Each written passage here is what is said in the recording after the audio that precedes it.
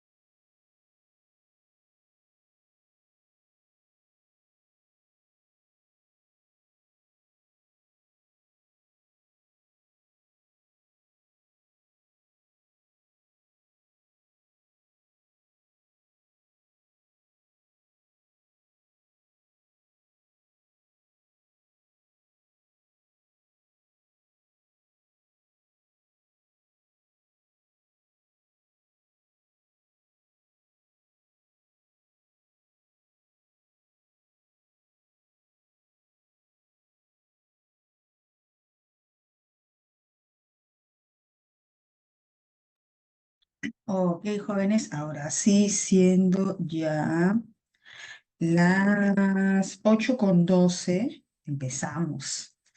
Hola, Alexia. Hola, Camila. Hola, Gabriela. Hola, Lisette. ¿Qué tal? ¿Qué tal? ¿Qué tal, jóvenes? Bien, nosotros saben que esperamos un par de minutos y empezamos. Voy a compartir la diapositiva, ¿ya? Hola, Mónica, ¿qué tal? ¿Cómo estás? Semana 9, aquí está. ¿Ya tomaron desayuno? Sí.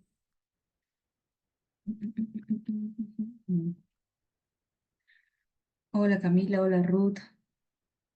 Ya tomaron desayuno. Algunos están tomando. Mientras están conectados en la clase, están tomando su desayuno. Ujú. Ya, ahora sí. Hola Ana, hola Leticia, hola Ángela. Bien, chicos, ahora sí empezamos. Hoy nos corresponde trabajar, hola Paul, ¿qué tal? Hoy nos corresponde trabajar semana 9. Fíjate que ya estamos en la semana 9. Qué rápido, ¿no? Qué rápido. Hace unos días estábamos trabajando la referencia, hace unas semanas, perdón, te digo hace unos días. Hace unas semanas trabajábamos la referencia, los tipos de referencia, la lectura. Ya estamos en semana 9 con la tipología textual. Hola, hola Débora, hola Fabiola, ¿qué tal? La frase del día, no renuncie, no renuncies, solo porque las situaciones se pusieron difíciles. Es así, ¿no? A veces eh, podemos y tenemos que afrontar una situación complicada, una situación difícil, pero el objetivo es uno. El objetivo que tenemos ahora es uno, alcanzar una vacante, ser cachimbo, ser cachimba. No es fácil. ¿Sabes qué? Vas a alcanzar una vacante de una universidad muy reconocida, sumamente reconocida, la decana de América. Entonces, hay que lucharla, ¿no? Hay que lucharla. Se sufre, se llora, pero la gran satisfacción, la gran dicha, el gran orgullo que va a sentir usted de su esfuerzo, no tiene precio. Así que jóvenes con todo. No renuncien solo porque las situaciones se pusieron difíciles. Se afronta, se sobrelleva y hasta alcanzar el objetivo. Empezamos con el vocabulario. Damos inicio con el vocabulario. Empezamos con disuadir. Profe, ¿qué es disuadir? Un ejemplo, un ejemplo. Supongamos que,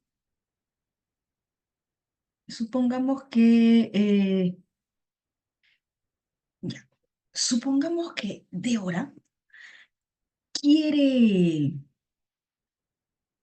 quiere tomar una decisión. Ya, supongamos que Débora quiere tomar una decisión.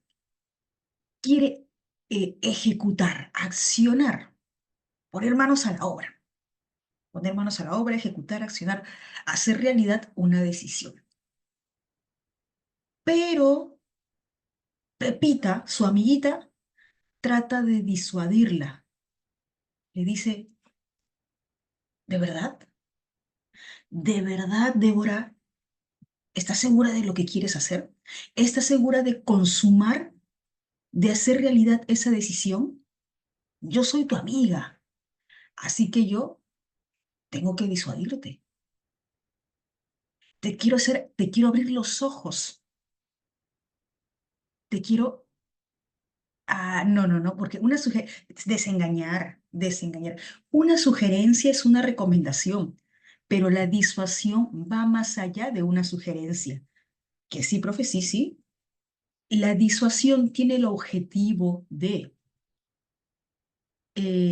convencer, pero para que se retracte, para que, para que se retracte, para desengañar a la persona que de repente quiere tomar alguna decisión, quiere ejecutar alguna decisión o quiere accionar algún hecho. Entonces se disuade, se desengaña, se convence para que no lo haga, para que no lo ejecute, para que no realice. Disuadir, desengañar. La sugerencia es una recomendación. Yo te sugiero, yo te recomiendo, ¿no? Yo te oriento. Tú ves si ya lo haces. Pero la disuasión no, la disuasión tiene un propósito, que es hacer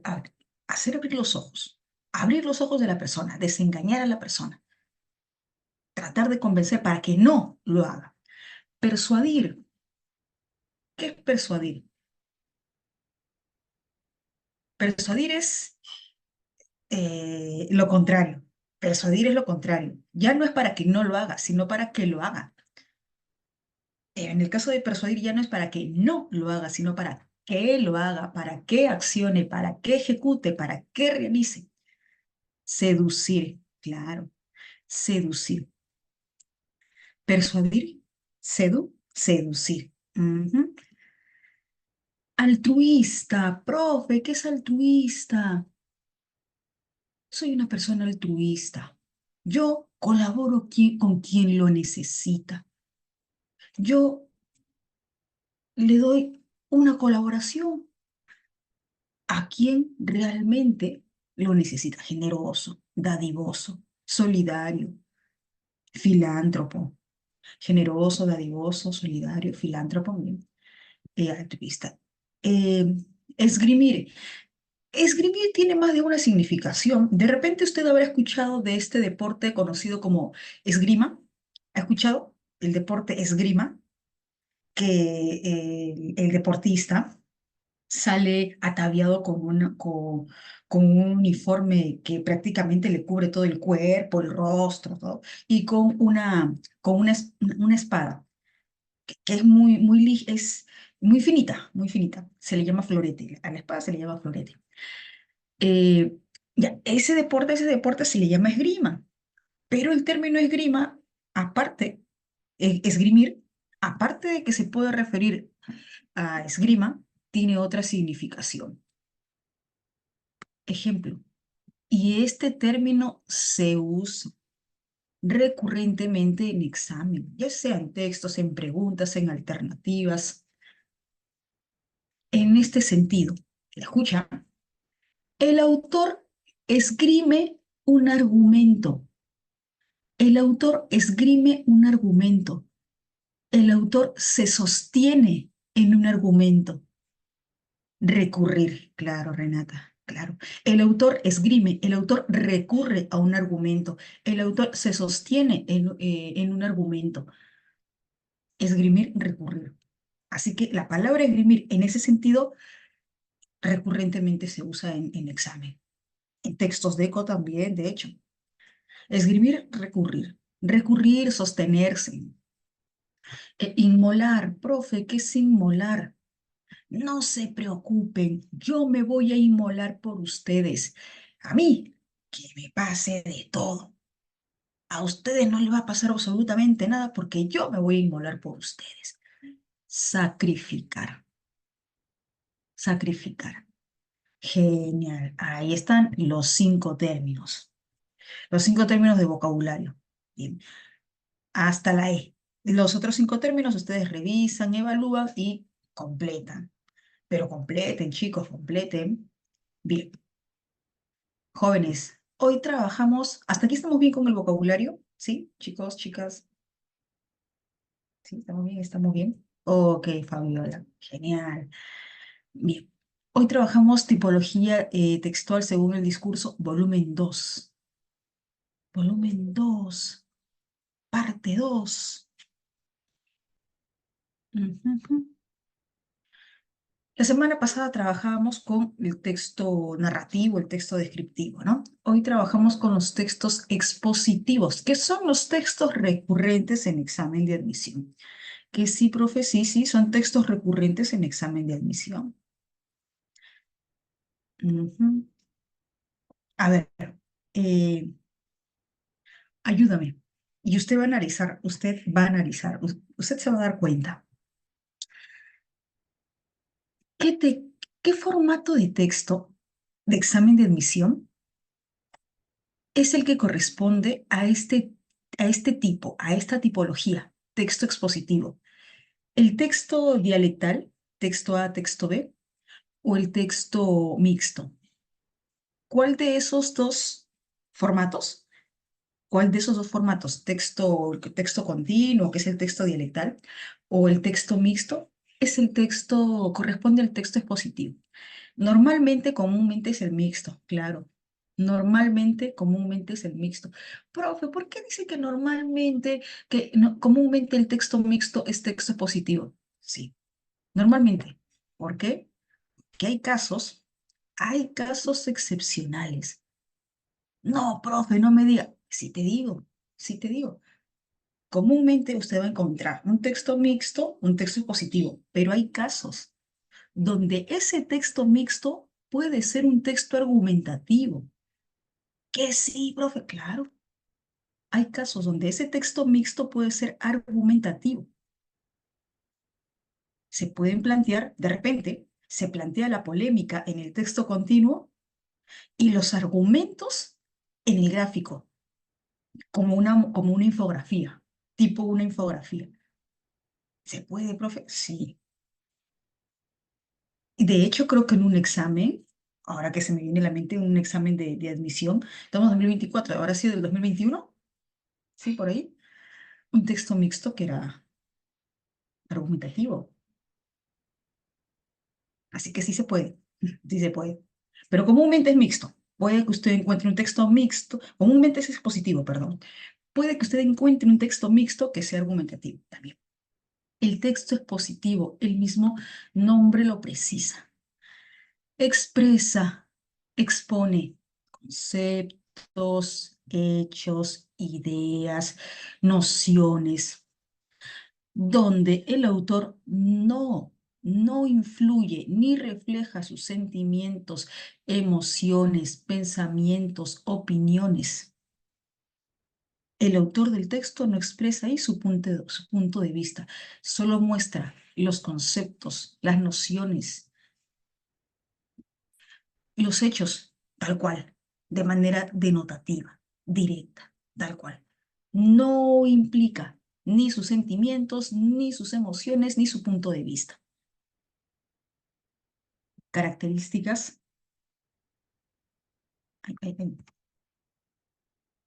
Tiene por intención exponer los datos de manera objetiva, tal cual. Se usa un lenguaje denotativo porque su objetivo es mostrar los conceptos de manera directa. Normalmente se redacta en tercera persona. Comúnmente se redacta en tercera persona. Se define por secuencias descriptivas, es decir, se pueden utilizar recursos descriptivos, ejemplos, conceptos. Clasificación. Tenemos los textos expositivos divulgativos y los especializados. Los divulgativos es para cualquier tipo de público, cualquier público. Por ejemplo, los textos que se plantean en San Marcos, los textos expositivos que se plantean en San Marcos, es para cualquier tipo de público. Claro, también un público que sabe leer, no es que puede leer, porque es muy diferente decir poder leer es saber leer. Un público que sabe leer, que comprende lo que lee, va a entender. Un texto expositivo especializado es un texto o son aquellos textos para un público en especial, un público que maneja, conoce un ámbito, un campo. Por ejemplo, yo como docente, un ejemplo, yo como docente, yo como profe, yo podría entender fácilmente, fácil, pero fácilmente, un texto de medicina quirúrgica avanzada, ¿sí? Yo podría entender un texto de medicina quirúrgica a nivel avanzado. Yo, no, porque no soy no pertenezco a la profesión, no conozco la materia. Profe, ¿qué no va a entender? Necesitaría un diccionario del ámbito, un diccionario de esta área para poder entender, pero así nomás, ¿no? Yo como profe, yo podría entender de repente eh, el el código tributario civil. No, también necesitaría un diccionario aparte, un diccionario especializado. Así que hay libros especializados y usted en su carrera va a utilizar libros especializados. Ángela, por ejemplo, ¿qué vas a estudiar? ¿Qué vas a estudiar, Ángela? Medicina, ya, ahí está. Entonces, Ángela va a estudiar, de repente, ya en sexto, séptimo año, ya con los años de experiencia estudiando, ella va a entender los libros propios de la carrera, que yo no podría entender porque no soy de la carrera, pero ella sí, porque ya está en la materia, ya está en el área. Estructura, introducción, nudo y conclusión. Aquí, profe, aquí como el texto narrativo puede variar, se puede empezar por el final. No, no, no, aquí sí se mantiene la secuencia. Aquí sí se mantiene la secuencia. Se presenta el tema, luego en el desarrollo se define, se utilizan secuencias descriptivas, conclusiones, elementos, descripciones, datos informativos. Se pueden utilizar citas también, así como en el texto argumentativo también se pueden usar citas. Acá también se pueden usar citas. Aspectos a tener en cuenta aquí, jóvenes, ojito. Los textos expositivos en su mayoría, como les decía, en su mayoría se presentan en formato mixto, como un formato mixto, con el formato mixto, normalmente. Ojo, con los conectores de síntesis. En conclusión, en resumen, en síntesis, en suma. Profe, ¿por qué? Porque cuando yo encuentro un conector de síntesis, en conclusión, en síntesis, en resumen, en la parte final del texto o en el último párrafo del texto, se está incluyendo ya la idea principal. Se está incluyendo ya la idea principal. Así que, ojitos, se han percatado que en algunos textos, no en todos, son en algunos, que en la parte final, en el último párrafo indica, en síntesis, en resumen, en suma. Sí, por ahí de repente han leído o han visto algún texto que en síntesis, en resumen, ya, ahí en esa síntesis, en ese resumen, se incluye la idea principal. Porque usted ya sabe que un resumen debe incluir la idea principal. El, ojo, ojo, tener en cuenta las citas informativas, porque también se pueden utilizar citas en el texto argumentativo. Bien. Ojo con la información bibliográfica, es decir, con la fuente bibliográfica que se ubica en la parte final del texto. Puede ser información bibliográfica que se tenga del texto continuo y del gráfico. A veces usted puede encontrar bibliografía del texto continuo y bibliografía del gráfico, o solo una fuente bibliográfica del texto continuo y del gráfico. Bien. Profe, ¿por qué? ¿Por qué voy a tener en cuenta la información bibliográfica? ¿Por qué? La bibliografía me puede dar luces de la idea principal del tema, pero eso sí, estoy diciendo, me puede ayudar, me podría dar luces. Profe, ¿por qué? Si ahí se indica el título, si ahí está el título, claro, en la fuente bibliográfica está el título, pero yo te pregunto, ¿en la fuente bibliográfica se indica el título del texto o se indica el título del libro donde se encuentra el texto? ¿O se indica el título del ensayo donde se encuentra el texto que me plantean? ¿O en la fuente bibliográfica se encuentra el título de la investigación donde se encuentra el texto que me plantean? Yo te pregunto, entonces, ¿en la fuente bibliográfica está el título del texto que está en el examen que me plantean? ¿O en la fuente bibliográfica está el título del libro, el título del ensayo? Exacto, Renata, es de toda, ¿no? De toda la obra, de todo el libro, de todo el ensayo, de todo el artículo. Y el texto solo es un fragmento. El texto solo es un fragmento. Por lo tanto, no se, no se confía a ciegas. ¿Y por qué aclaro? ¿Por qué aclaro este punto? Que ya en todo este tiempo yo me he dado cuenta que a veces los alumnos se confían en la fuente bibliográfica. Me puede ayudar así, pero el título en la fuente bibliográfica es el título de, como bien indica Renata, de todo el libro, de toda la obra, de todo el ensayo, de todo el artículo, y el texto solo es un fragmento. Así que me puede ayudar, pero no me puedo confiar a ciegas de. Bien. Ejemplo, aquí tienen un texto. A ver, leemos al toque. Juntitos y ustedes desarrollan solitos. Juntitos y desarrollan solitos. Marcador y ya. La seguridad ciudadana es de lejos el principal problema que aqueja a los peruanos. ¿Recuerdan qué se debe hacer con el primer enunciado? Que es un consejo que les mencioné la primera clase, creo, o fue una de las primeras clases. ¿Recuerdan cuál es la recomendación, el consejo que les di respecto a la primera oración, al primer enunciado? ¿O ya se olvidaron? Ya, a ver, para recordar. Cuando yo leo el primer enunciado, cuando yo leo la primera oración, debo reconocer cuál es el tema, de qué se trata de qué trata ese primer enunciado, de qué trata esa primera oración. ¿Por qué? Porque esa primera oración puede dar luces del tema del texto. Así que aquí, inseguridad ciudadana, problema del Perú. Inseguridad ciudadana, problema del Perú. Bien. Sin duda, es el gran reto. El gran reto. ¿Por qué? ¿Por qué gran reto? Porque la inseguridad ciudadana es un beneficio, es una ventaja o es un desafío, un problema. ¿Por qué gran reto? Que es un desafío, ya que claro, es un desafío, ya que es un problema, ¿no? Sin duda es el gran reto, la inseguridad ciudadana para el próximo gobierno. Es un problema.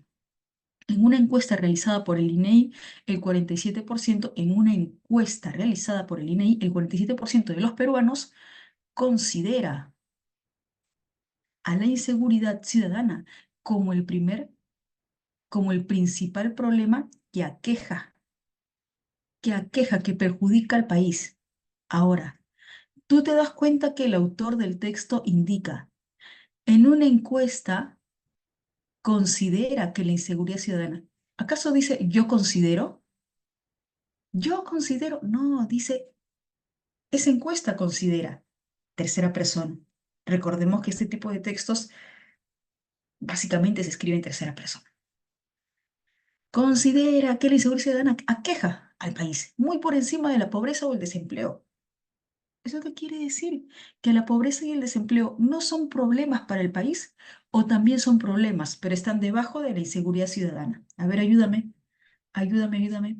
¿Qué quiere decir? Que la pobreza o el desempleo también son problemas. Sí, sí, también son problemas que aquejan al país, pero están debajo, ¿verdad? Están por debajo de la inseguridad ciudadana. Ujú. Bien. Al respecto. Pero recuerda que esta información es respecto a una encuesta. Al respecto, cabe preguntarse si tiene asidero, si tiene fundamento, si tiene percepción, si tiene sustento la percepción de inseguridad que se vive actualmente. ¿Por qué la percepción de inseguridad? ¿Qué es percepción? ¿Cómo yo veo? ¿Qué es lo que veo? ¿Qué es lo que siento? Por ejemplo, Ángela, Renata, Fabiola, si yo les pregunto a su percepción, ¿qué opinan de la inseguridad ciudadana? A su percepción, es decir, ¿cómo ven ustedes la inseguridad ciudadana? ¿Cómo se sienten? ¿Qué es lo que ven en su entorno? Entonces, si, por ejemplo, si a mí me preguntan, Betsabe, a tu percepción, ¿qué opinas sobre la inseguridad ciudadana? Ah, yo comento, bueno, allá en el Perú, por aquí ya, Angelina comenta, de miedo, profe. Ahí está. Incrementa cada día su percepción porque es lo que ven, lo que sienten, cómo ven lo que sucede en su entorno. Bien, ahora, cabe preguntarse si tiene sustento esa percepción, si tiene sustento la percepción. ¿Por qué percepción? ¿Por qué percepción? ¿Porque al autor se le ocurrió o porque el autor alude a la existencia de una encuesta? A ver, ayúdame. ¿Por qué dice? Al respecto, cabe preguntarse si tiene asidero, si tiene sustento la percepción de inseguridad. ¿Por qué? Porque al autor se le ocurre decir percepción o porque se basa en la encuesta, claro, de inseguridad que se vive actualmente. Un 88% de peruanos dice sentir que en los próximos 12 meses le va a suceder un hecho delictivo. 88% siente miedo que en los próximos meses le puede suceder un hecho delictivo. Lamentablemente, esa sensación de inseguridad tiene sustento, tiene asidero, tiene razón, tiene argumento, ya que se estima que un 29,5% de peruanos ha sido víctima de un hecho delictivo. Se estima que 29,5% de peruanos ha sido víctima de un hecho delictivo. Analicemos más allá de este porcentaje para inferir. Si dice, tiene sustento, ya que se estima que un 29,5% de peruanos ha sido víctima de un hecho delictivo. Esa estimación de 29,5% de peruanos, puedo asegurar que incluye los que denuncian ser víctimas y los que no denuncian, o solo los que denuncian. A ver, yo puedo asegurar que ese 29,5% incluye a los que denuncian ser víctimas y a los que no denuncian. Claro, y puedo asegurar que ese 29,5% son los que denuncian. Ahí sí puedo asegurar, ¿no? Son los que denuncian. Profe, ¿y por qué no puedo indicar que también incluye los que no denuncian? Es que si no denuncian, no hay un registro. Si no denuncian, no hay un registro. Y al no haber un registro, no, no se oficializa, no se cuenta. Si hablamos especialmente de homicidios, tenemos en un promedio, un promedio nacional de 7 asesinatos por cada 100.000 habitantes. ¡Qué miedo! Una tasa a la que, por más sorprendente que parezca, Lima no llega. La capital está a 5 por cada 100.000 habitantes. 5 asesinatos por cada 100.000 habitantes. La situación se vuelve muy preocupante en ciudades del norte del país, como Tumbes, con 35 homicidios por cada 100.000 habitantes. Además, otra encuesta, mira, no solamente esta encuesta del INEI, sino otra encuesta del Instituto Integración, en la cual se entrevistó a 2.027 personas en octubre de 2015, revela que el 80% considera que los delitos se han incrementado en el último año. El 64% manifiesta que la seguridad de nuestro país no mejora por el mal desempeño de las autoridades. Creo que ahora no es 64, ahora 2024 no es 64%. Creo que casi todos creemos que, bueno, ese es otro tema, ¿no? Que la inseguridad pues aumenta por ese desempeño precario, ¿no? De las autoridades. Más preocupados en otras situaciones y al ciudadano, a nosotros, que nos pase de todos. Da rabia, ¿no? Bien. A ver, vamos a ver el gráfico.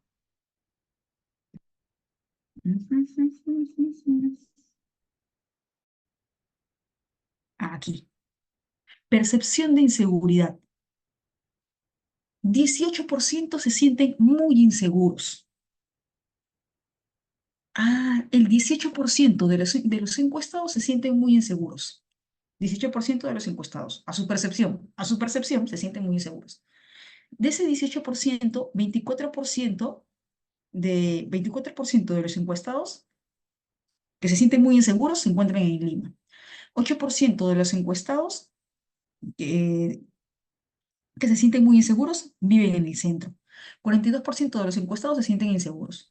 45% de los encuestados que se sienten muy inseguros viven en Lima. 30% se sienten medianamente seguros. 23% de los encuestados que se sienten medianamente seguros se encuentran en Lima. 9% se siente seguro. 1% se siente muy seguro. ¿Dónde vive? ¿Dónde vive ese 1% que se siente muy seguro? Yo vivía en Puente Piedra. Me sentía, en mi cuadra nada más me sentía segura. Y eso, bien, a ver, aquí, al toque, al toque. Principalmente el texto hace referencia a, mira, pues aquí aplico según el tipo de texto. Yo ya reconocí que el tipo de texto es expositivo. Chicos, palabra clave en el texto. Pobreza, eh, corrupción o inseguridad. Palabra clave en el texto. Pobreza, corrupción o inseguridad. Inseguridad. Inseguridad. Palabra clave en el texto, inseguridad. Otra palabra clave en el texto. Otra palabra clave en el texto. Este, encuesta. Bien, encuesta. Esa encuesta es sobre el nivel académico o sobre la percepción, sobre cómo siento, qué veo. Esa encuesta, que es una o dos encuestas. Es una, según el texto, una o dos encuestas. Dos, sobre la percepción. Ya. ¿Cuál es su respuesta? Son dos encuestas que indica que la inseguridad perjudica al país. Esa percepción de inseguridad evidencia el problema real que es eh, la inseguridad. Ok, Carla indica A, Renata A, Ángela A. Ujú. Al incremento de la percepción. Me indican las premisas que me da a entender, que me da a interpretar que eso va en incremento. Claro, hay premisas que me dan a entender que va en incremento. ¿Por qué la respuesta no puede ser dedito? Si parece que estuviese bien. ¿Por qué la respuesta no puede ser dedito? Porque parece que estuviese bien. Justo preguntaba ella, mira. Dedito, dedita. Claro, Renata, está en singular a una encuesta. ¿Solo es una encuesta? ¿Solo hay una encuesta? Son dos encuestas.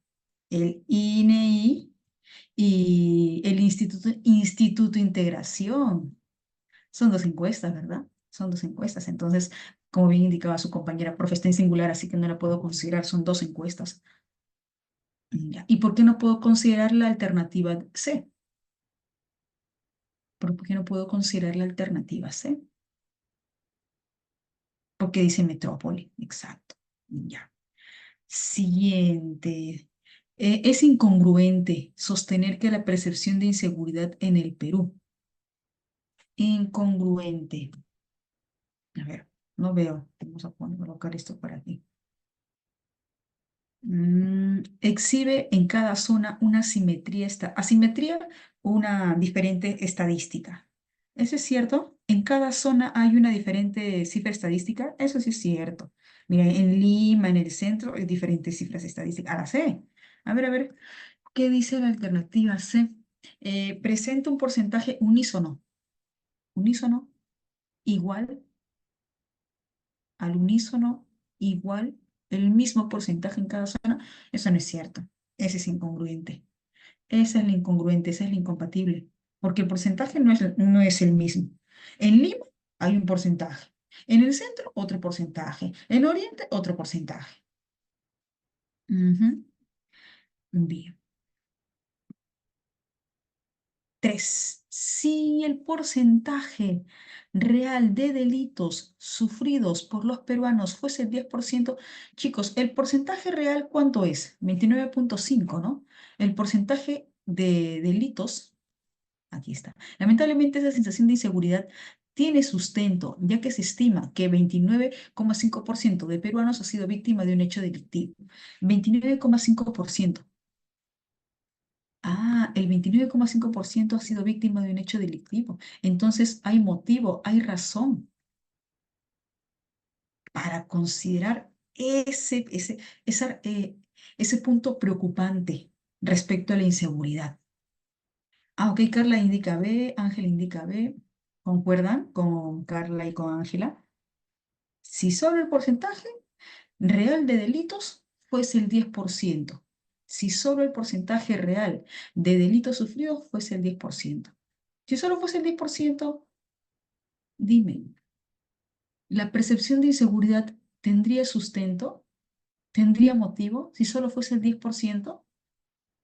Si solo fuese el 10% de personas que han sufrido un delito, que han sido víctimas de un delito, entonces tendría sustento, tendría razón, habría argumento para sostener la percepción de inseguridad, la sensación de inseguridad. Ya no. Hay sustento cuando ese porcentaje es de 29,5%. Ahí sí hay sustento, pero si es el 10%, ya no habría. Bien, a ver. Darle indica B, Ángela B, Samira, Renata, Ángela. No, Ángela indica B. ¿Se quedan con la B o no? ¿O tienen otra alternativa? O yo creo que están revisando, creo que están dudando. Ujú. ¿Con qué alternativa están dudando? La B, Samira también indica la B. Claro, es la B, es la B, es la B. Cuando el porcentaje es de 29, cuando el porcentaje real de delitos sufridos es el 29,5%, hay sustento, hay razón, hay argumento para indicar esa elevada sensación de inseguridad. Cuando el porcentaje real de delitos sufridos es 29,5%, hay razón, hay sustento, hay motivo de esa percepción, esa sensación de inseguridad. Pero si el porcentaje es 10%, ya no habría sustento, ya no habría argumento para sustentar esa sensación de inseguridad, esa percepción de inseguridad. Mm, B, ahí está.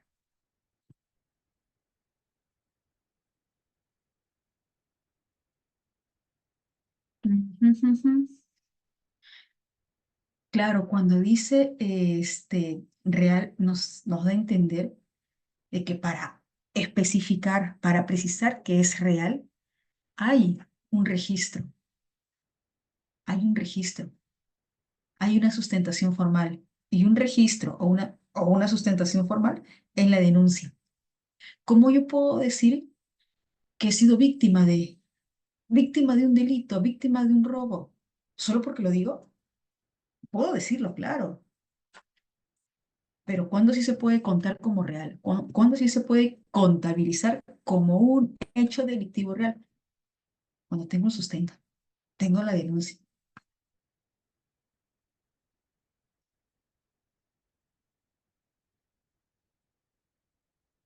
¿Cómo? No, ya, porque también me hizo pregunta. El caso se mantiene en red. Pero ¿cómo está planteada la pregunta?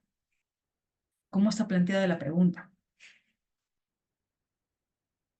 Eso también tienes que ver. La información es esa, pero cómo se plantea la pregunta, ahí puede variar. Cómo se juega en la pregunta, ahí puede variar.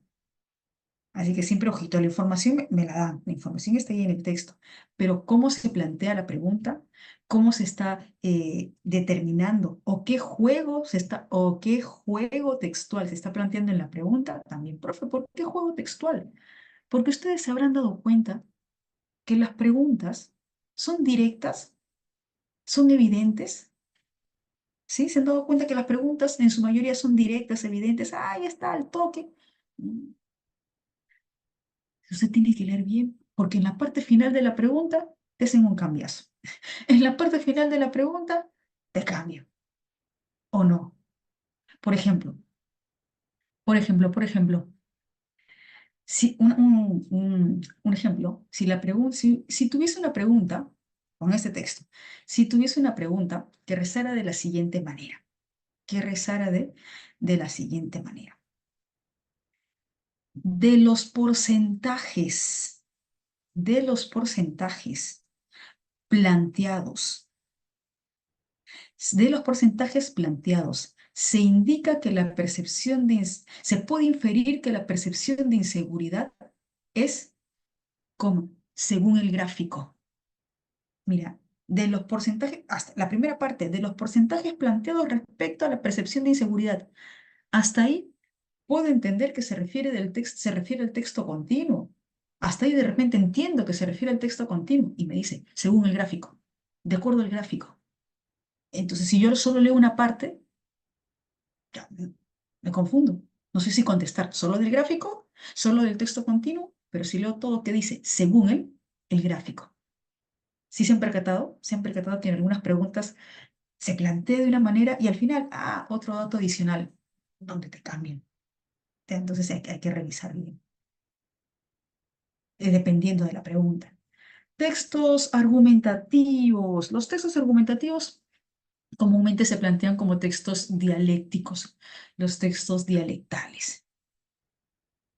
Antes, les comento, en 2024, será antes hasta el 2016, 2017, por ahí, no se planteaban textos dialectales. O sea, estos textos dialectales separados, texto A, texto B, no, no, no. Venía textos dialectales juntos, en un solo texto. ¿Cómo, profe? Sí, en un solo texto tú encontrabas postura a favor, postura en contra. Eso fue un par de añitos, creo, unos cuantos añitos, un solo texto y tenías, en un mismo texto, postura a favor y postura en contra, pero ahora está separado. El texto argumentativo tiene por intención persuadir, convencer al lector, de acuerdo a los argumentos que el autor plantea, según los argumentos que el autor plantea. Y esos argumentos responden a una polémica, a un debate. En otras palabras, en el texto argumentativo se va a encontrar un tema de polémica, de debate, de controversia. Y el autor va a plantear sus argumentos, ya sea a favor o ya sea en contra, a partir de esa polémica. Características: plantea juicios críticos o tesis, de acuerdo a la polémica que se plantea. Busca sostener o derribar una tesis, ya sea a favor o en contra. Argumentos a favor, argumentos en contra. Toda tesis, toda tesis a favor o en contra va a estar basada en argumentos. Vas a encontrar argumento principal y argumento secundario. Clasificación: puedes encontrar ensayos, artículos de opinión, discursos políticos. En examen de admisión normalmente encontramos artículos de opinión, ensayos. Claro, yo he visto normalmente artículos de opinión, ensayos y por ahí uno que otro documento jurídico. En lo particular, yo que he preparado preguntas de textos dialectales, trabajo con artículos de opinión y con ensayos, que son los más convencionales. La estructura: se plantea el tema polémico, que a veces no está al inicio, a veces no está al inicio. Normalmente vas a encontrar al inicio el tema polémico, pero a veces no, a veces hay que inferir. Luego la tesis, a favor o en contra. Luego los argumentos, ¿por qué a favor? ¿Por qué en contra? Y la conclusión. La conclusión es opcional. A veces el autor plantea la conclusión y a veces no. En la conclusión se incluye el tema polémico y la tesis. La tesis, ya sabes, ya sea a favor o en contra. Por ejemplo, yo les planteo un tema polémico. Al toque. Yo les planteo un tema polémico. Y usted me indica si está a favor o si está en contra y su argumento en una línea, en una línea. Tema polémico, tema controversial. Muerte civil, no muerte capital, sino muerte civil. ¿Qué quiere decir muerte civil? Muerte civil para los corruptos. ¿Qué quiere decir muerte civil para los corruptos? Que una persona ya sentenciada, ya se ha comprobado que ha cometido actos de corrupción. Muerte civil para ese corrupto. Ya no puede participar en la actividad política, ya no puede participar en la actividad estatal como funcionario, como empleado público. En otras palabras, ya no puede ejercer ninguna labor para el Estado, sea como funcionario, sea como político, ya no.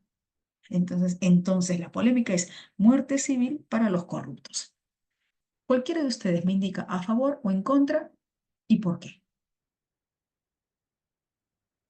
El tema polémico es puntual, directo. El tema polémico no se inclina ni a favor ni en contra. La tesis sí, la tesis sí. Ya, ok, Fabiola por aquí indica en contra. Ya, es un ser humano. Ya, o sea, es un ser humano que tiene derecho a realizar su vida estatal, a cumplir funciones estatales dentro del aparato del Estado. Más o menos así, a favor. Ya, dice a favor porque ya no tendrá oportunidad de hacerlo. ¿Sí? Ya. Es un tema muy controversial, ¿eh? Es un tema muy controversial. Para algunos, a simple vista, de repente, ¿no? Profe, yo estoy a favor porque ya se comprobó que cometió actos de corrupción. Ya no puede participar en la vida estatal, ni como funcionario, ni como político del Estado. Ya, ya no, para que ya no cometa más actos de corrupción. Ya no. Podemos decir eso. Pero también podríamos decir en contra. Profe, ¿por qué? Porque sucede que se puede aceptar, puede haber una ley, pero por ahí puede haber un vacío legal que le permite a esta persona cumplir con otros actos estatales, no como persona natural, sino como persona jurídica. Es decir, como persona natural, lo condenaron por corrupción, ya no puede participar de la vida pública, pero tiene una empresa, es un empleado o un accionista de una empresa. Ahí es persona jurídica. Y como persona jurídica sí puede contratar con el Estado. Y si no hay una ley que lo impida, lo puede hacer. Así que le pueden sacar la vuelta también. A favor de quiere volver a hacer. Ujú, claro, bien, Renata. Ok. Y es así como se plantea en los textos dialectales de admisión, ¿no? A favor, en contra. Normalmente se plantea a favor o en contra, pero recordemos que podemos encontrar textos dialectales donde la postura puede ser relativa o diferentes, normalmente a favor o en contra. Bien, chicos, ahora sí, empezamos con los textos. Sí, sí, sí, al toque, me avisan, me avisan. Ok, Fabiola, bien. Aquí solamente tienen una pregunta, siendo 9 en punto. ¿3 minutos? 3 minutos, 3 minutos. 9 en punto, 9,3. Ya, 9,3. Revisamos bien, evaluamos bien. Vamos por la primera correcta.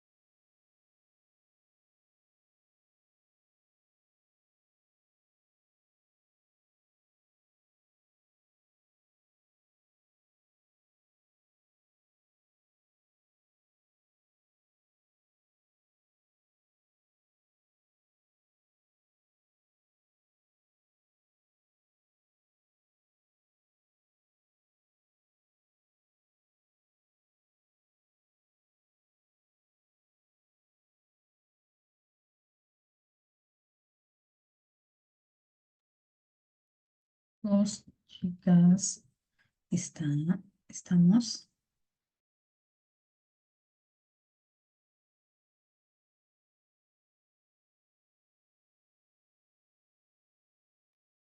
Necesito 4 confirmaciones más.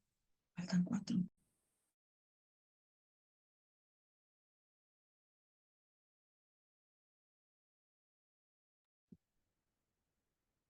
3, 4 y 5. Bien. Dime, ¿solo se habla de una cultura? ¿En el texto solo se trata, se desarrolla sobre una cultura?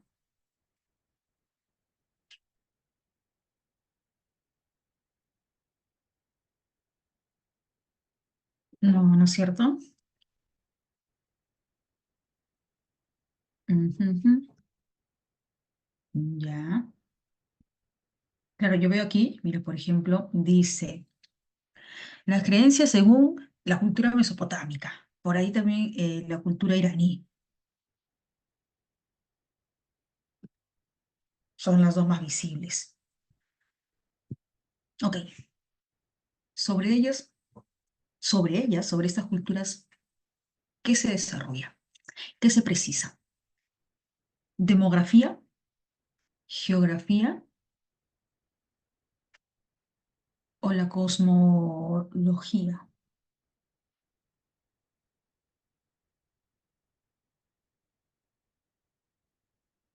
Eso no veo bien. ¿Demografía, geografía o cosmología? Un ratito, nada más. Ahora sí. Ujú. Ok. ¿Cuál de las siguientes opciones describe mejor la intención del texto proporcionado? Es un texto expositivo. Ya está. Como texto expositivo, yo puedo indicar que narra, argumenta o expone. Obviamente, ¿no? Como texto expositivo, pues expone, profesor, obvio. Claro. ¿Cuál es su respuesta? Ujú. Claro, vamos a reaccionar, ¿ya? Con fiestita, ¿cómo sale? Ahí está, casita, casita. ¿Tienes otra alternativa? ¿De repente tienes otra alternativa? ¿Alguna otra alternativa que te hizo ojitos? Oye, mira, me estoy aquí. Quiero hacerte caer. ¿La D? ¿La B? Ya, ya. Primero vamos a revisar la B. Ya. Primero revisamos la B. Y me dice, profe, tengo dudas con la B. Ya. ¿Cuál de las siguientes opciones describe mejor la intención del texto proporcionado? Describir las creencias y prácticas religiosas de los pueblos mesopotámicos, alti- eh, álticos, egipcios e iranios. El primer detalle, el primer detalle es que no es descriptivo, no es un texto descriptivo. Si la naturaleza del texto no es descriptivo, no puedo colocar como intención describir. Que sí, profe, no, claro. Profe, pero por ahí he visto una descripción, por ahí he visto recursos descriptivos. El recurso puede ser descriptivo, pero si la naturaleza es expositiva, por más que tenga un párrafo descriptivo, por más que se utilicen recursos descriptivos, si la naturaleza es expositiva, pues el texto es expositivo. Si la naturaleza muestra evidencia, información, y solamente hay un párrafo o recursos descriptivos, yo no puedo considerar que la naturaleza de ese texto es descriptivo, sino expositivo. Por otra parte, indicar creencias y prácticas religiosas solamente está considerando esos dos puntos, creencias y prácticas religiosas. Pero cuando hablamos de cosmología, la cosmología, aparte de incluir creencias y prácticas, solamente incluye esos dos puntos, esos dos criterios, ¿no? La cosmología, aparte de incluir creencias, prácticas, costumbres, tradiciones. Idiosincrasia. La cosmología no solamente implica esos dos criterios, va más allá. La idiosincrasia, el sentido, las tradiciones. Entonces ahí tenemos dos falencias. No podemos colocar describir porque la naturaleza del texto no es descriptivo, no es un texto descriptivo, y al indicar creencias y prácticas se está sesgando, mientras que cosmología sí implica, va más allá de esos dos criterios. ¿Lo tenemos, chicos? ¿Sí? Por ahí me preguntan, profe, ¿qué pasa con la alternativa B? Me hizo ojitos la alternativa B. ¿Sí? Fabiola, Alexia, por aquí me indica. Ujú, bien, genial. Por aquí me indican, profe, alternativa D. Argumentar. Chicos, ¿cuál es el error en la alternativa D? ¿Cuál es el error que al ojo se dan cuenta, profe? Yo me di cuenta que la alternativa D no es porque no estoy de acuerdo con esta palabra. No estoy de acuerdo con este verbo. ¿Cuál es el error que ven en la alternativa D? Argumentar. Exacto, Renata, argumentar. En el texto no hay argumentos. En el texto se están mostrando los datos, la información. Se está mostrando información. No se está argumentando. ¿Dónde se encuentran argumentos? En textos argumentativos. Valga la redundancia. Ujú. Ese es el primer error que se ve y el error más evidente. Bien. Jóvenes, pasamos al siguiente texto. Texto, ahora sí, ese es el texto de aplicación. Ahora sí el texto uno. Ahora sí el texto uno. ¿Cuánto tiempo? Igual 3 minutos o es una pregunta. Igual 3 minutitos. 9:10, 9:13. ¿Sí? Revisamos bien, evaluamos bien. Vamos por la segunda correcta.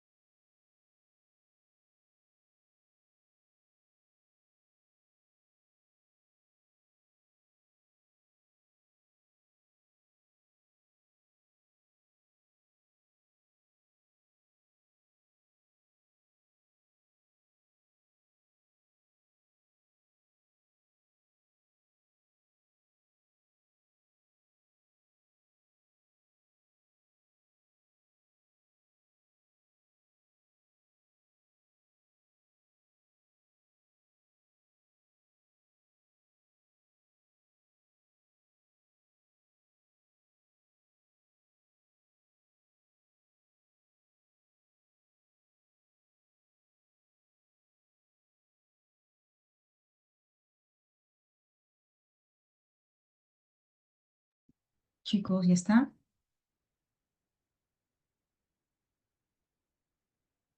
Ujú.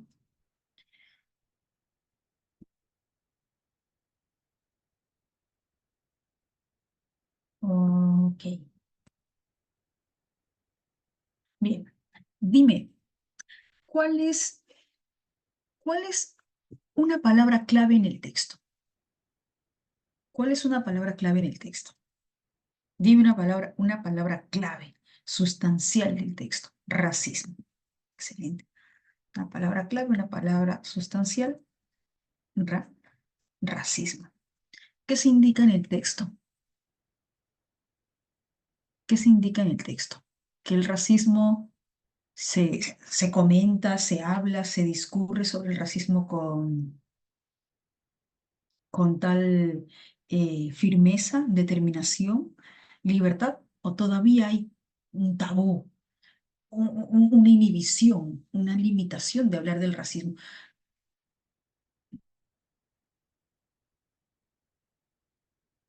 Uy, no, no entiendo cómo, qué pasó, qué pasó, se equivoquen, no se equivoquen. Estamos aquí en clase. Hay un tabú, claro, todavía hay un tabú. Y hay un ejemplo, ¿no? En el texto se manifiesta un ejemplo. En un concurso preguntaron sobre una situación de racismo y la gente comentaba, un amigo me contó, un conocido me comentó. Muy pocas veces se habla desde la primera persona, ¿no? Me pasó, ¿sí? Me sucedió. Bien. ¿Y qué se plantea en el texto? ¿Seguir con ese tabú? ¿Seguir con esa inhibición? ¿Evitar hablar del racismo? ¿O discurrir, hablar sobre el racismo? ¿Qué se indica en el texto? Antonio, Ángela, afrontar, hablar, discurrir desde una perspectiva superflua, desde una perspectiva política o histórica, desde una perspectiva superflua, histórica. Y eso sí se aclara, ¿no? ¿Cuál es su respuesta? Numeral 2. ¿Cuál es su respuesta?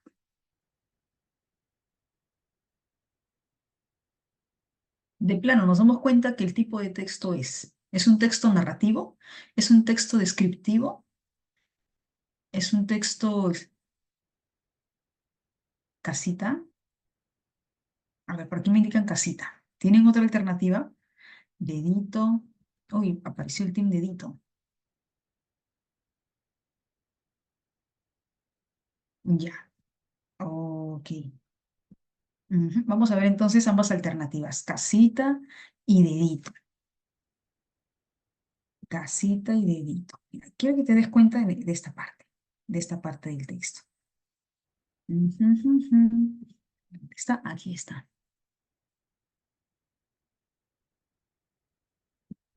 Un ratito. A ver, por aquí, ahora aquí. Ahora. Así se ve. Por el contrario, la mejor manera de evitar una tragedia es afrontar los problemas que podrían desencadenar el racismo. Si dice, por el contrario, la mejor manera de evitar una tragedia es afrontar, entonces nosotros debemos afrontar. Nosotros somos quienes debemos afrontar. No está indicando ellos deben afrontar, esos deben afrontar. Nosotros debemos afrontar, se debe afrontar los problemas que podrían desencadenarla. Es decir, con el tratamiento del racismo, afrontando el racismo, tratando el racismo, se puede encontrar una solución. Esto es clave, porque esta es la postura del autor, esta es la tesis del autor. Por lo tanto, se debe afrontar el problema, se debe tratar el racismo, porque así se puede encontrar una solución. Esta es la tesis. Y si un texto tiene tesis, si un texto tiene la valoración, tiene el juicio, el valor crítico del autor, ¿estamos hablando de un texto expositivo o estamos hablando de un texto argumentativo? Si un texto tiene la tesis, expositivo, No, argumentativo. Cuando hay una tesis, cuando hay un punto de vista, cuando hay la percepción, cuando encuentro el juicio del autor, cuando encuentro la opinión crítica, ya sea del autor o de alguna cita, es un texto argumentativo, porque aquí se está indicando. Por el contrario, la mejor manera es afrontar. Ese es el punto de vista, el criterio, el juicio del autor. Se debe afrontar, porque así se puede encontrar una solución al racismo. Repito, entonces recuerda, si encuentras una tesis, una valoración crítica, el criterio, el juicio del autor, o ya sea de una cita, es argumentativo, es un texto argumentativo, no es expositivo. Expositivo solo cuando hay información evidenciada, cuando solo se muestra información y el autor no te indica, no te dice nada de su punto de vista, de su valoración, pero aquí el autor me está indicando cuál es su valoración. ¿Cuál es su valoración? ¿Cuál es su punto de vista? Que se debe afrontar el problema. Así se puede encontrar una solución. Por lo tanto, la respuesta no es casita. Exponer no es, porque no es un texto expositivo. Ya encuentro una tesis. Entonces, si ya hay una tesis, hay argumentos. Y el argumento principal es que se debe afrontar este problema desde un criterio, desde un factor histórico, desde un sentido histórico. Entonces, no es exponer, es argumentativo. Argumentar la necesidad de abordar abiertamente el racismo en el Perú. Y yo les pregunto, jóvenes, para el autor, ¿por qué? ¿Por qué es importante abordar el tema del racismo? ¿Por qué? ¿Porque solamente nos permitirá entender o porque se puede encontrar una solución abordando libremente, abiertamente este problema? A ver, ayúdame. ¿Qué dice el autor del texto? ¿Qué indica el autor del texto? ¿Por qué el autor del texto indica que se debe abordar abiertamente el problema del racismo? Que se puede encontrar una solución, claro, porque se puede encontrar una solución. Entonces es argumentativo. ¿Lo tenemos? ¿Sí? Pasamos al siguiente texto, chicos. Me avisan. Cuando encuentren la tesis, cuando encuentren la valoración crítica, el juicio del autor es argumentativo. Me confirman, jóvenes, si vamos bien para pasar al siguiente texto. ¿Sí? Si hay dudas, avisen. Ok. Pasamos al siguiente texto. Uy, mire, es un texto mixto. Es un texto mixto. ¿Cuántas preguntas? Son tres preguntas. 6 minutos. Son 10:22. 6 minutos, 10:28. ¿Estamos? Sí. Vamos por las tres correctas.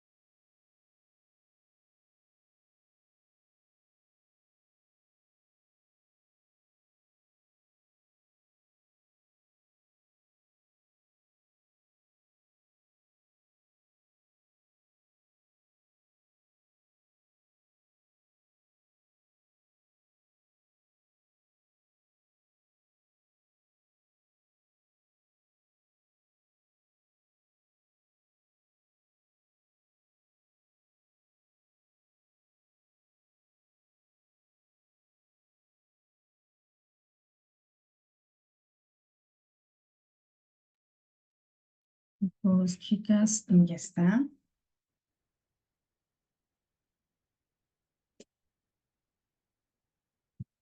Dos, tres, cuatro, cinco. Ok. Es un texto mixto. A ver, dice, al toque.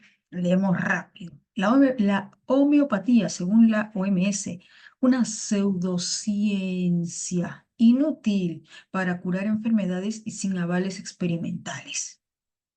Una pseudociencia banal para curar enfermedades y sin sustentos experimentales. No hay pruebas experimentales que sustenten su eficacia. Cada vez son más las autoridades sanitarias que hablan de ella, de la homeopatía, como un fraude, puesto que los tratamientos que ofrece suelen ser mezclas inocuas inofensivas, de compuestos sin principio activo y agua azucarada. Pero la reciente muerte de un niño italiano de 7 años por una otitis, una inflamación del oído, ha puesto sobre la mesa de nuevo una faceta fundamental de la cuestión. ¿Cuál cuestión?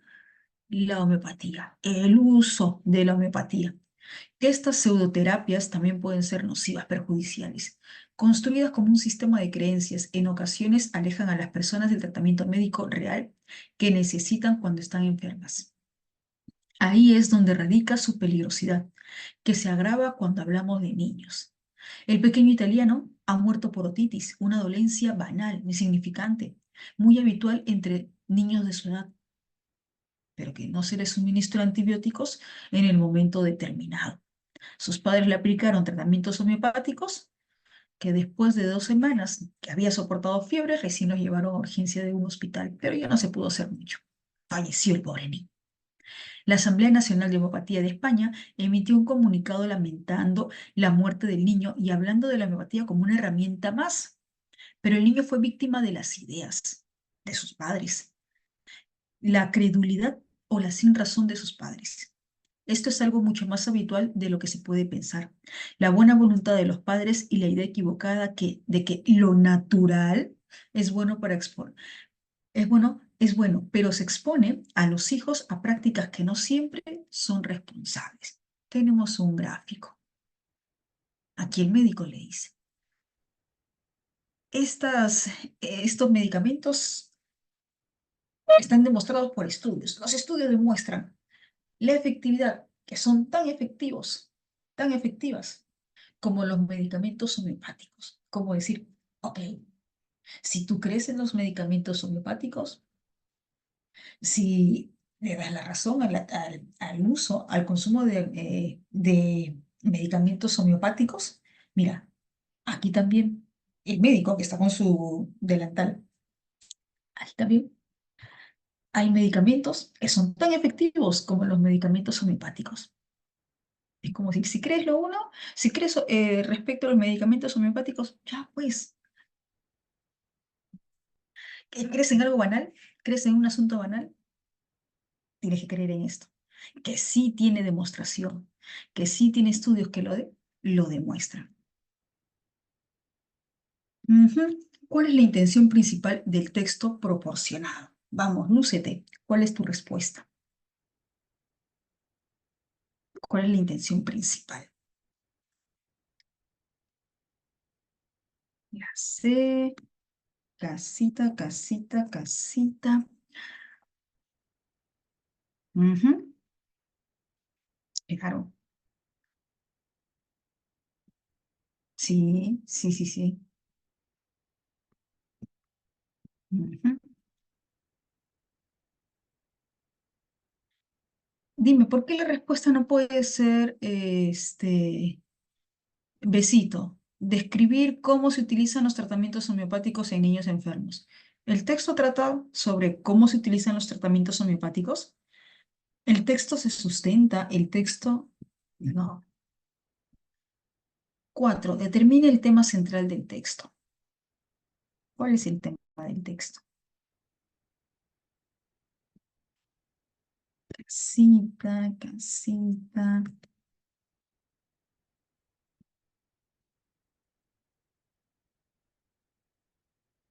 ¿Qué dice? No veo. La práctica anticientífica de la homeopatía y sus resultados nocivos para los menores de... de edad. Con un ejemplo, ¿no? Con un ejemplo, el ejemplo de este niño italiano que falleció, producto de las prácticas homeopáticas que defendían sus padres. Las prácticas anticientíficas de la homeopatía y los resultados perjudiciales que pueden resultar en menores de edad. Casi. ¿Alguna alternativa que la D? A ver, también le meto, profe, la D. Ya. Recuerda que la pregunta es tema central. Tema central, tema central. La D. La muerte de un niño italiano por la aplicación inadecuada de un tratamiento homeopático. Aquí hay dos falencias. Y yo sé que usted se va a dar cuenta, y todos, se va a dar cuenta cuáles son las falencias.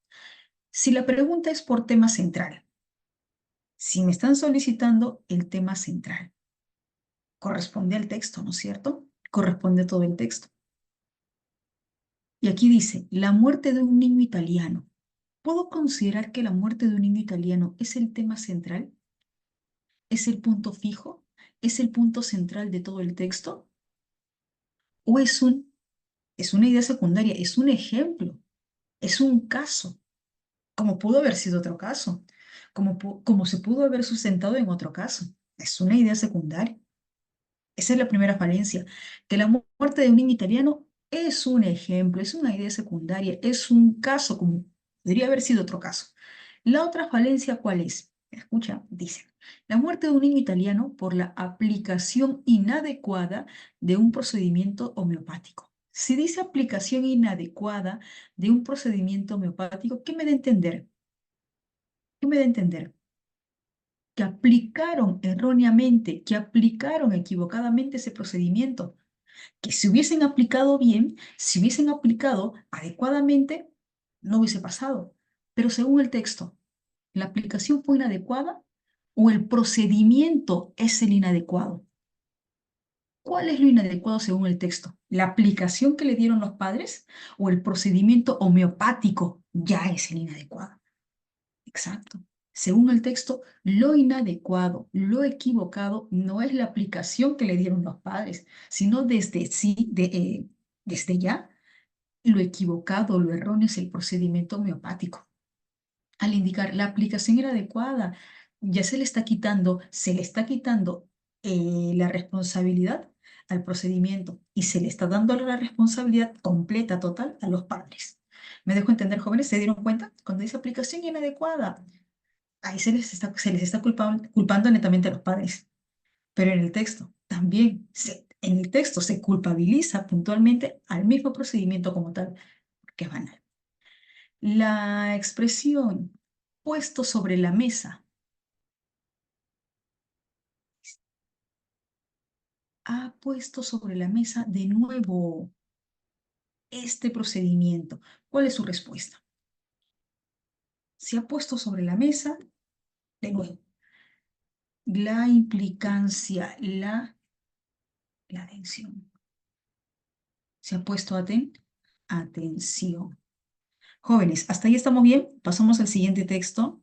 Me avisan, ¿sí? ¿Hay dudas? Ok, entonces si estamos bien, todo bien, pasamos al siguiente texto. Uy, mira, qué bonito. ¿Cuál, Renata? ¿Tres, cuatro o cinco antes de pasar al texto dos? ¿La cinco? Porque no puede ser C, dirección. Ya. Veamos nuevamente el contexto. ¿Qué dice la alternativa C? Dirección.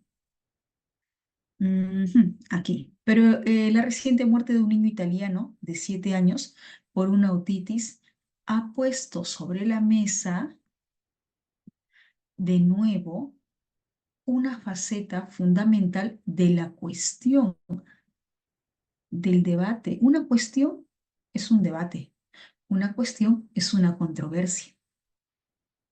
Por lo tanto, el contexto al afirmar un caso, una situación, la muerte de este niño, puso sobre la mesa nuevamente el debate. El debate ya existía, la cuestión, el debate, la controversia ya existía, pero se había dejado de lado. Ya no se le daba tanta importancia, tanta atención. Sin embargo, con la muerte de este niño, se puso sobre la mesa, se le dio la atención que ya no se le daba, se le dio la preponderancia, el valor de evaluar, debatir, discutir, que ya se le había dejado de lado. Por eso dice, puesto sobre la mesa, una faceta fundamental de la cuestión, del debate. Ok, bien, no hay de qué, no hay de qué. Texto 3 siendo 10:39. Aquí sí creo que hay 5 preguntas, ¿no? Sí. 10:39. 8 minutos, 10:47. 8 minutos, 10:47. Revisamos bien, evaluamos bien. Vamos por las 5 correctas, si se puede.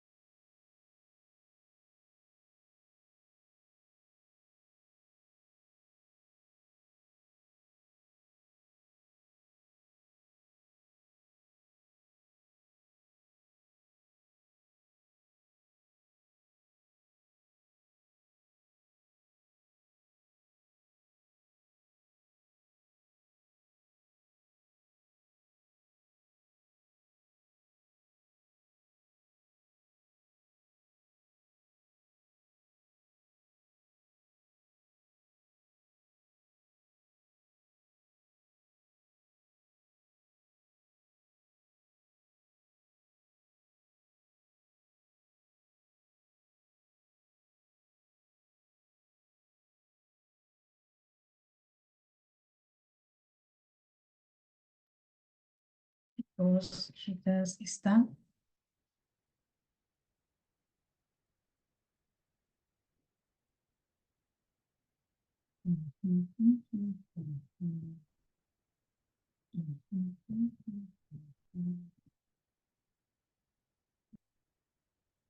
¿Alguna confirmación?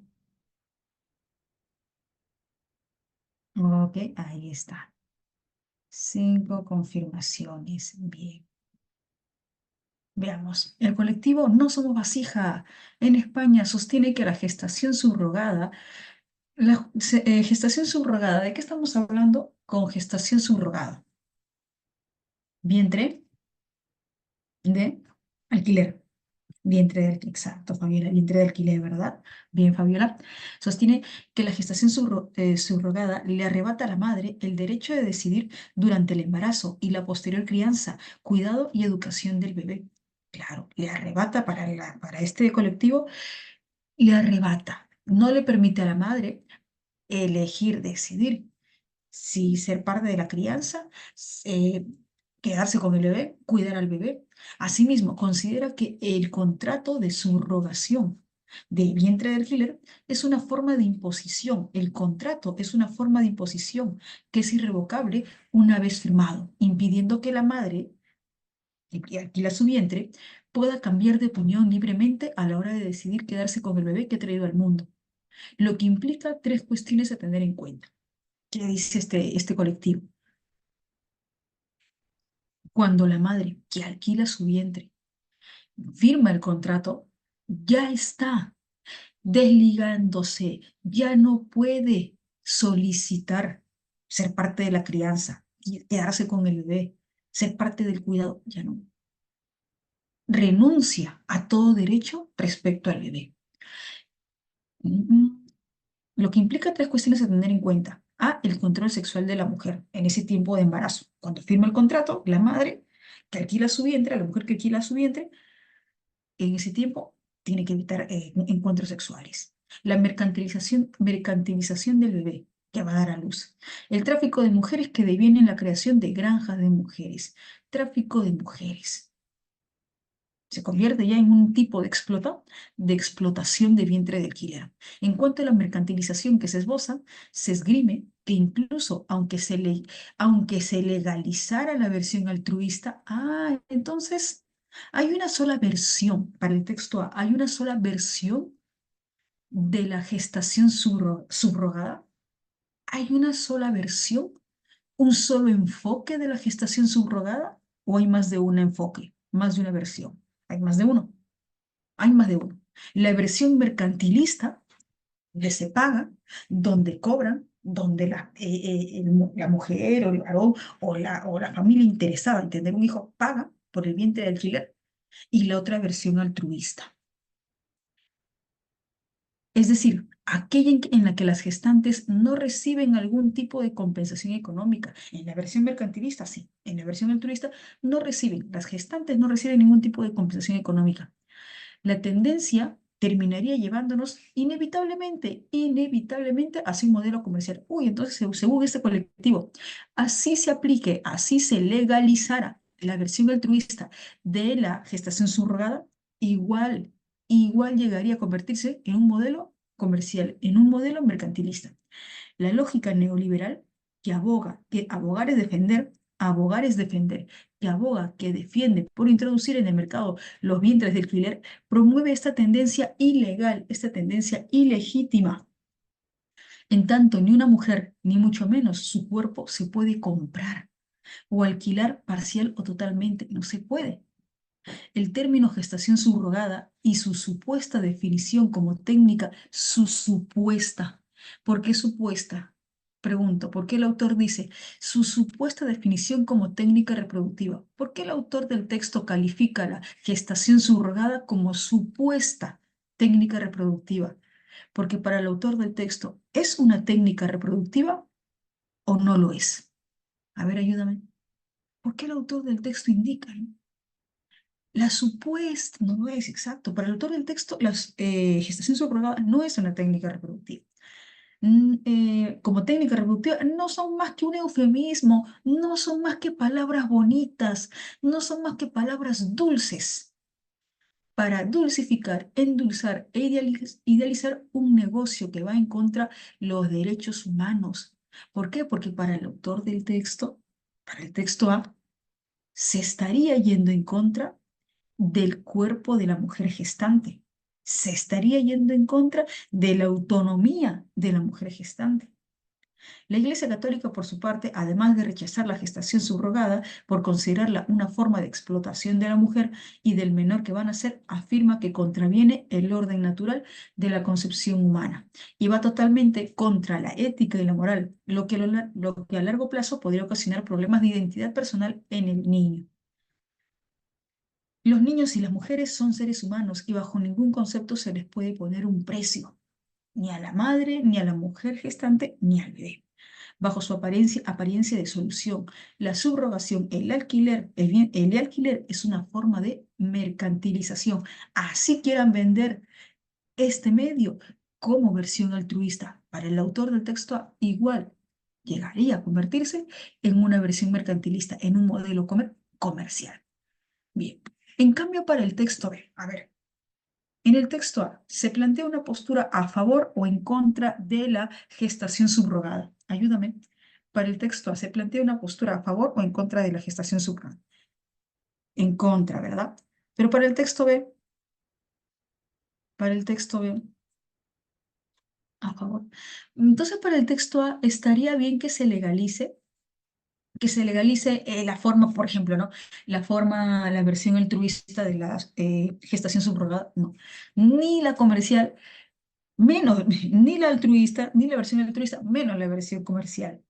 Para el colectivo ciudadanos, ser padres es un derecho y por tanto no puede depender del dinero que se posee. En ese sentido, proponen un modelo en el que garantice los derechos de todas las partes como sucede en Canadá, donde la ley contempla la tipología totalmente altruista, generosa, filántropa, aunque sí permite una compensación por los gastos generados por la mujer gestante, como máximo $22.000, aproximadamente 16.000 euros. La asociación Son Hijos, Son Nuestros Hijos ven la gestación subrogada en el vientre de alquiler una forma más de acceder a la maternidad y a la paternidad y a un entorno familiar con los mismos derechos y obligaciones del resto de familias españolas, apostando por un proceso en el que se permita compensar económicamente y sin discriminaciones a la gestante, pero cuyo requisito principal sea el de participar de forma voluntaria,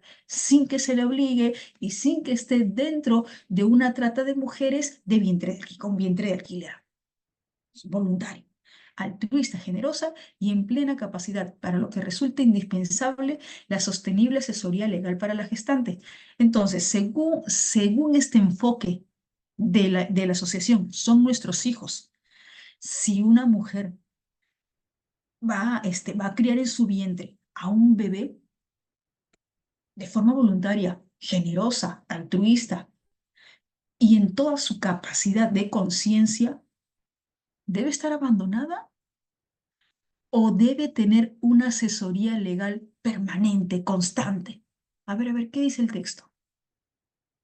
Esta debe ser permanente, debe ser constante esa asesoría legal, a fin de poder reforzar su autonomía y capacidad de decidir. En la misma línea, en la misma tendencia eh, que las SNH. Se encuentra la Sociedad Española de Fertilidad, que lanzaron una propuesta de bases generales para la regulación de España.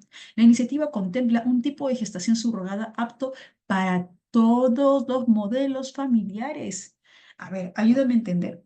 Si dice para todos los modelos familiares, únicamente se aplicará para el modelo convencional, el modelo tradicional de familia, papá, mamá e hijos, o también para otro tipo de modelos como el modelo monoparental, solo un papá, solo una mamá, para todos, dicen, para todos los modelos familiares, siempre y cuando exista una razón médica que impida el embarazo o se trate de un caso de esterilidad estructural. En cuanto al proceso de fecundación in vitro, las bases generales indican que el número máximo de embriones a transferir debería limitarse a fin de disminuir los riesgos para la gestación subrogada. Quien debe tener al menos un hijo propio sano.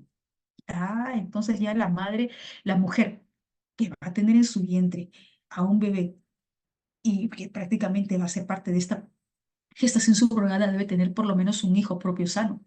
Otras condiciones para la elección de la gestante y su participación en el proceso han determinado aspectos como no ser familia de quienes van a ser al final los padres de este bebé, o tener vínculo de dependencia o jerarquía alguna con los futuros padres, una compensación económica prefijada por la administración pública y la inscripción en un registro nacional de gestantes de las candidatas aptas. El tema de discusión que enfrentan ambos textos, ¿cuál es? Aquí, o bueno, la expresión clave es gestación subrogada, ¿verdad? Claro. La alternativa A, ¿cierto? Porque el punto clave es gestación subrogada. Ujú. ¿Ya? ¿Tienes otra alternativa? No, ¿no? No hay otra, ¿no? ¿O sí? La legitimidad de la gestación subrogada en España. Para el texto A, en contra. Para el texto B, a favor. En el texto dialéctico, la expresión granja de mujeres se puede convertir en una granja de mujeres, donde pueden llegar a cometer un delito como la trata de mujeres para explotarlas con su vientre. Para explotarlas, perdón, por su vientre. ¿Por qué? Para poner en alquiler. La B, explotación y constancia, ¿verdad? Explotación y constancia. Otra alternativa, no, no hay otra. Ok, entonces si no hay otra, pasamos al siguiente numeral. ¿Cuál de las siguientes afirmaciones es incompatible con la posición de no somos vasijas? ¿Texto A o texto B? A ver, voy a trabajar esta pregunta con el texto A o el texto B. Texto A, exacto, Fabiola.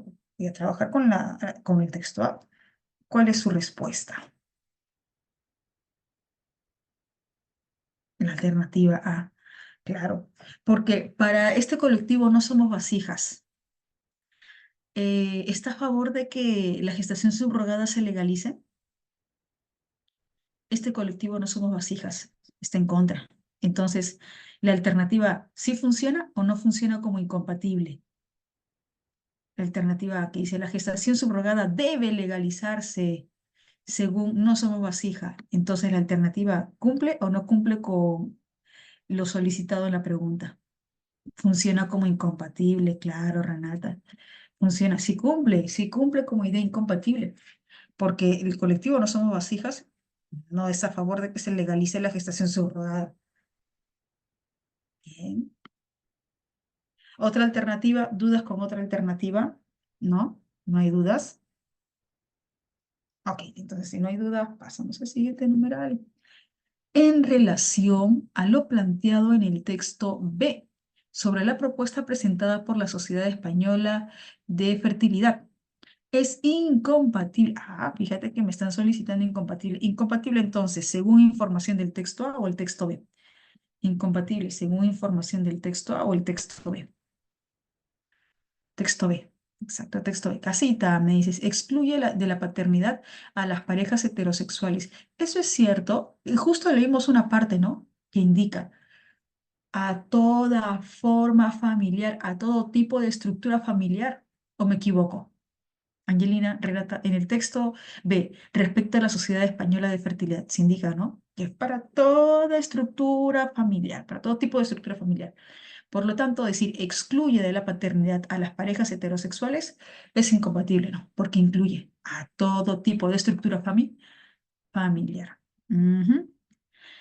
Si todos los embarazos subrogados fueran altruistas, generosos, dadivosos, es decir, que no hay un fin mercantilista, no hay un fin comercial, Probablemente, aún así, el colectivo No Somos Vasijas se mantendría en su posición. ¿Por qué? Porque para este colectivo estaría bien de que se aplique la gestación subrogada altruista.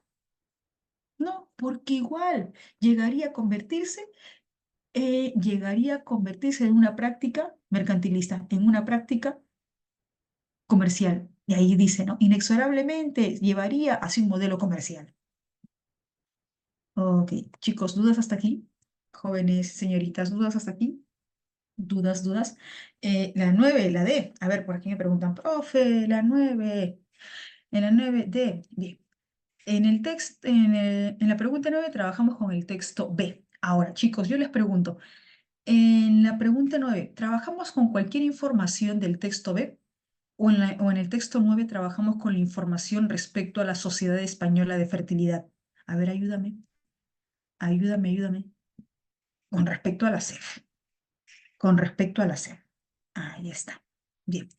Incompatible, me piden incompatible. Sostener que, a ver, ¿qué dice dedito? Prohíbe alguna relación jerárquica con los futuros padres. Claro, eso sí es compatible. Miren, eso sí es compatible. ¿Aquí qué dice? En la misma línea, la CEF, por aquí. En cuanto al proceso de fecundación in vitro, las bases generales indican que el número máximo de embriones, otras condiciones para la elección de la gestante y su participación en el proceso han determinado aspectos como no ser de la familia o tener un vínculo de dependencia o de jerarquía con los futuros padres, o tener un vínculo de dependencia o de jerarquía con los futuros padres. ¿Qué dice la D? Prohíbe alguna relación jerárquica con los futuros padres. Ahí está, no sé, la información, sí, es compatible, es compatible. Chicos, chicas, no hay de qué, no hay de qué. ¿Hasta aquí estamos bien? ¿Sí? Si hay dudas, avisen, si no, ya nos vamos despidiendo y queda el texto 4 para ustedes. Ok, jóvenes, entonces me despido y ya nos estamos encontrando la siguiente semana. Chao, nos vemos. Chao Camila, chao Fabiola, chao Hilary, chao Alexia, chao Maffer, chao Samira, chao Lisette, chao Carla, chao Ángela, chao Dana. Chao